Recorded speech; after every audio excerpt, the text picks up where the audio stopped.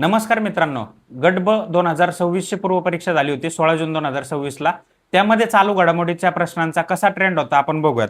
पहिला प्रश्न, दुष्काळ सहन करणारी जात डॉक्टर स्वाती नायक यांना नॉर्मन बोरलॉग पुरस्कार मिळाला होता 2023 ला. तर त्या जातीचं नाव विचारले. एक्झॅक्टली आपल्याला आठवणार नाही 2023चं, कारण 2026 ला पेपर झालाय. मग ऑप्शन मधून बघा, थोडे साऊथकडचे नावं वाटतात आणि जो काही मोदी सरकारच्या धोरणांचा ट्रेंड आहे वगैरे, हिंदी भाषेमध्ये नाव देण्याचं प्रमाण किंवा तुम्हाला ट्रेंड आढळतो, त्या अनुषंगाने तुम्हाला तो ऑप्शन क्लिक करता होता. प्रश्न दुसरा, ब्रिक्स परिषदेबद्दल विचारलेले. 2025 ची ब्रिक्स परिषद पेपर 2026 चा असल्यानंतर चालू घडामोडी कुठल्या करायचा हा प्रश्न जो काय तुमचा येतो, त्यावेळेस 2026 चा पण करायचा आहे, 2025 चा पण करायचा आहे. तर ब्रिक्स परिषदेमध्ये सामाजिक विषमतेला संबंधित असावा का, हा प्रश्न तुम्हाला यायला पाहिजे जर ऑप्शन एक एलिमिनेट करायचंय. जर इथं ऑल ऑफ द अबव असलं असतं, ABCD ऑप्शन असले असते तर आपण मारले असते, पण कोणतेही 3 ऑप्शन विचारलेत म्हणून आपण याला कट करणार होतो. नेक्स्ट प्रश्न, UNV म्हणजेच युनायटेड नेशन्स व्हॉलेंटियर 2024 मध्ये किती व्हॉलेंटियर होते, 2025 मध्ये किती होते, 2026 मध्ये किती होते, हे आपण पाठ करतो का? अजिबात नाही. म्हणून वरीलपैकी सर्व आले तर मारायचंय.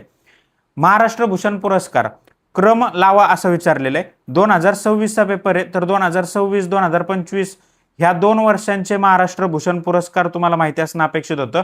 मग त्यानंतर तुमचा जो काय हा अ चा कन्फ्युजन आहे, म्हणजे राम सुतार यांना लेटेस्ट मिळालाय, पण ब का क इथं जे कन्फ्युजन होणार आहे, तर 2025 चा महाराष्ट्र भूषण पुरस्कार कोणाला मिळाला हे माहिती असणं अपेक्षित होतं. त्यानंतर खानमिगो हे ऍप आहे, एज्युकेशनल ऍप आहे. हे असे प्रश्न तुम्हाला मुख्य परीक्षेला, आता बऱ्याच जणांना वाटतं तलाठी फक्त एकच वन डे एक्झाम आहे, नाही, मुख्य परीक्षेला सुद्धा ICT मध्ये अशा ऍपवर तुम्हाला प्रश्न येणार आहेत. जर तुम्ही नीट प्रश्न विचार केला, ऑप्शनचा विचार केला, तर तिन्ही ऑप्शन तुम्हाला इस्लाम, पॅलेस्टाईन, स्थलांतर वेगळे वाटतात. कृत्रिम बुद्धिमत्तेवर ऍप आहे, याचा काहीच संबंध नसला पाहिजे. म्हणून शिक्षण हे तिथं कॉमन सेन्स लागणं अवघड आहे. मला माहिती आहे की बाहेर येऊन सांगणं सोपं आहे वगैरे, काही सांगतात फेकतात, पण तिथं तुम्हाला हा वेनी विचार केला तर ती सवय होणार आहे. म्हणजे माइंडसेट किंवा सबकॉन्शियस माइंडमध्ये तुमचा हा विचार होणं गरजेचं असतं. व्हर्टिकल फार्मिंगचा काय फायदा नाहीये. व्हर्टिकल फार्मिंग आहे म्हणजे शेत जमिनीवरचं अवलंबित्व वाढवायचं आहे का कमी करायचंय? कमी करायचं आहे. मग इथं ब्रॅकेटमधले कंसातले उत्तर मारा वगैरे, हे जेव्हा तुम्हाला काहीच येत नाही, फालतू प्रश्न वाटतोय, तेव्हा तुम्ही मारू शकता. पण व्हर्टिकल फार्मिंग कॉमन सेन्सचा प्रश्न होता.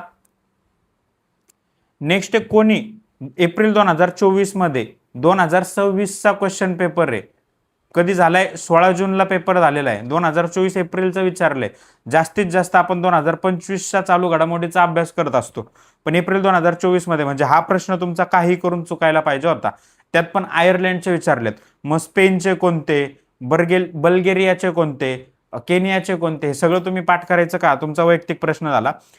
जंगलाचा विश्वकोश 2025च्या करंट अफेअरमध्ये तुम्ही हे पाठ केलं असलं पाहिजे. आता जसं की 2026चं करंट अफेअर करताय तुम्ही, तर इथं मी तुम्हाला महत्वाचं सांगितलं शिकवताना, कोणतं? ब्रिजमॅन ऑफ इंडिया, ज्यांनी ब्रिज म्हणजे पुलं बांधलेत, असं एक माणूस होता आणि त्यांचं निधन झालेलं आहे. ते आपण पाठ करतो. इन्सायक्लोपीडिया ऑफ फॉरेस्ट वगैरे, तर हे तुमच्या कंटेंटचा भाग आहे. दहशतवादी परिषद कोणी घेतली? NIA घेतली. बेटी बचाव बेटी पढाव कोण घेणार असतं, किंवा याचा उद्देश काय, कधी सुरू झाली, ह्या घटना आपण पाठ करतो. तर उद्देश काय असला पाहिजे? बेटी बचाव बेटी पढावचा उद्देश आरोग्य विमा आहे का? नाही. बेटीला बचाव आणि उसको पढाव म्हणजे शिक्षण. मग शिक्षण एकाच ऑप्शन मध्ये. परत एकदा, अभ्यासाचा विषय नाही, फालतू प्रश्न आहे, कॉमन सेन्सचा प्रश्न आहे. मिशन शक्ती योजना काय? हा मी ग्रे शेड मध्ये टाकतो, कारण मिशन शक्ती योजना 2 किंवा 3 प्रकारच्या असू शकतात. मग अशा प्रकारे आता मैत्री योजना फॉर्म मध्ये, मग मैत्री योजना 2 किंवा 3 प्रकारच्या असू शकतात. तिथं ऑप्शन मध्ये दोन्ही तिन्ही योजनांचा किंवा संबंधांचा ऑप्शन येऊ शकतो. सो तुम्ही हा प्रश्न ग्रेड शेड मध्येच टाका. त्या परीक्षेच्या फेजमध्ये, त्या क्षणाला, त्या मोमेंटला तुम्हाला जे ऑप्शन योग्य वाटतं ते मारा. तिथं डोकं लावू नका. तो प्रश्न कॅन्सल झाला, चुकला तरी तुम्हाला काय गम पस्तावा व्हायला नको. नंतर, एक पायलट ज्याने अमेझॉनचे संस्थापक जेफ बेसोस यांच्या ब्लू ओरिजिन मध्ये सहभाग घेतला. अशा घटना आपण पाठ करतो. बघा, अंतरिक्ष हा जो काय टॉपिक तुम्ही करंट घडामोडीमध्ये पाठ करता, तिथं 1760 बातम्या येतात, अनावश्यक असतात, त्याला फिल्टर करून मी जे काय 10-15 बातम्या घेतो त्या तरी किमान करा. मी तर म्हणतो याच्यातल्या फक्त 5 बातम्या IMP असतात, म्हणजे इम्पॉर्टंट असतात, पण तुम्हाला वाटतं सगळं सोडले वगैरे म्हणून ते घेत असतो. भारतातील 2024च्या सार्वत्रिक निवडणुकीमध्ये महिला उमेदवारांची संख्या किती? राज्यसेवा मेन्सचा ज्यांनी अभ्यास केला असेल त्यांनी या निवडणुकींचा अभ्यास केला असेल की किती महिला निवडणूक लढल्या, जिंकल्या किती वगैरे. तर हा आकडा सुद्धा मला वाटतं 804 एक्झॅक्ट. हा प्रश्न सुद्धा हॅश व्हायला पाहिजे होता. कोणी ऑब्जेक्शन टाकलं नसेल किंवा काय, म्हणून ते उत्तर त्यांनी दिले आणि ते बरोबर पण दिले. पण असे प्रश्न सुद्धा तुमचे चुकायला पाहिजे.